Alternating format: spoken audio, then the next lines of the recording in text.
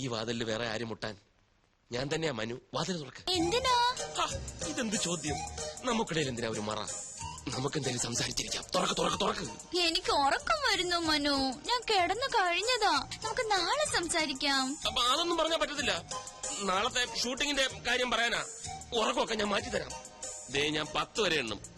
അതിനു മുമ്പ് തുറന്നിരിക്കണം. ദേ ഞാൻ എണ്ണാൻ തുടങ്ങുന്നു.